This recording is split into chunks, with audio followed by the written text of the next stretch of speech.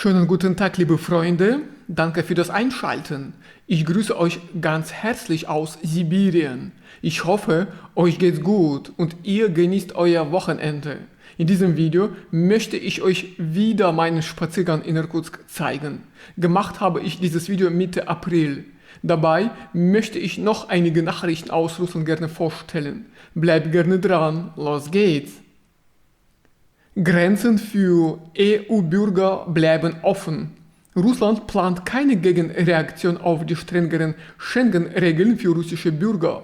Das hat der stellvertretende Außenminister Alexander Gruschko klargestellt. Er sagt ganz deutlich, die Grenzen für Europäer sollen offen bleiben. Zusätzliche Einschränkungen für die Einreise nach Russland sind aktuell nicht geplant. Laut Gruschko ist es wichtig, dass Tourismus, persönliche Kontakte sowie wirtschaftliche und humanitäre Beziehungen weiter bestehen bleiben, auch in der jetzigen Situation. Er betont außerdem, Russland möchte den Austausch zwischen den Menschen aufrechterhalten und weiter ausbauen, selbst wenn die Europäische Union eher in die andere Richtung geht. Zuvor hat der Kreml-Sprecher Dmitri Peskov gesagt, dass er hofft, es werde keinen neuen eisernen Vorhang zwischen Russland und der EU geben. Auch zu den Aussagen der NATO über einen möglichen militärischen Schengen-Raum äußerte er sich kritisch. Seiner Meinung nach sorgen solche Ideen nur für noch mehr Spannung in Europa. Peskov meint, früher hat die NATO Russland eher als potenziellen Gegner gesehen. Heute spricht sie ganz offen davon. Schon im Oktober letzten Jahres hatte die EU angekündigt, die Bewegungsfreiheit russischer Diplomaten stärker einzuschränken.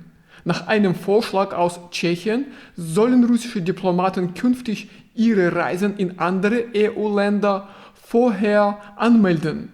Gleichzeitig gibt es auch Gegenstimmen. In der Slowakei spricht man sich klar gegen einen eisernen Vorhang zwischen Europa und Russland aus. Alkoholkonsum in Russland. In Russland trinkt jeder im Schnitt 8 Liter reinen Alkohol pro Jahr. Diese Zahl hat Gesundheitsminister Michail Muraschka vorgestellt. Er hat das Ganze bei einer Sitzung des Gesundheitsministeriums präsentiert und dabei klar gesagt, das ist der aktuelle Durchschnitt pro Kopf. Aber damit nicht genug. Auch beim Thema Rauchen gibt es neue Zahlen.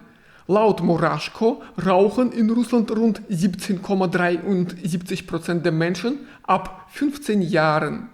Mit anderen Worten, etwa jeder Sechste greift regelmäßig zur Zigarette.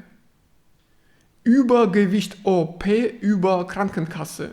In Russland wird es für Menschen mit starkem Übergewicht jetzt eine wichtige Neuerung im Gesundheitssystem geben. Operationen im Zusammenhang mit Übergewicht werden künftig über die gesetzliche Krankenversicherung abgedeckt. Das hat Gesundheitsminister Michail Muraschko mitgeteilt. Er sagte auf einem Kongress der russischen Gesundheitsgewerkschaft, dass diese Art von chirurgischer Hilfe jetzt offiziell in die staatlichen Garantien aufgenommen wurde. Mehr Details zu den genauen Abläufen oder Bedingungen wurden bislang nicht genannt. Militärabkommen mit Indien. Russland und Indien haben sich auf neue Regeln für die Zusammenarbeit ihrer Streitkräfte geeinigt. Das Ganze ist jetzt offiziell in einem Abkommen festgehalten und wurde auf dem staatlichen Rechtsportal veröffentlicht. Kernpunkt: Beide Länder dürfen künftig gleichzeitig bis zu 3000 Soldaten im jeweils anderen Land stationieren. Dazu kommen bis zu 10 Militärflugzeuge und bis zu 5 Kriegsschiffe. Aber das Ganze läuft natürlich nicht einfach so ohne Absprache. Für Flugzeuge gilt, der Einsatz im Luftraum muss mindestens 14 Tage vorher diplomatisch angemeldet werden. Und auch bei Kriegsschiffen gibt es klare Vorgaben. Der Einlauf in einen Hafen muss vorher abgestimmt werden. Und wenn ein Schiff wieder ausläuft, muss das mindestens 24 Stunden vorher gemeldet werden. Wofür das alles gedacht ist? Vor allem für gemeinsame Übungen, humanitäre Einsätze und Hilfe bei Naturkatastrophen oder technischen Notfällen.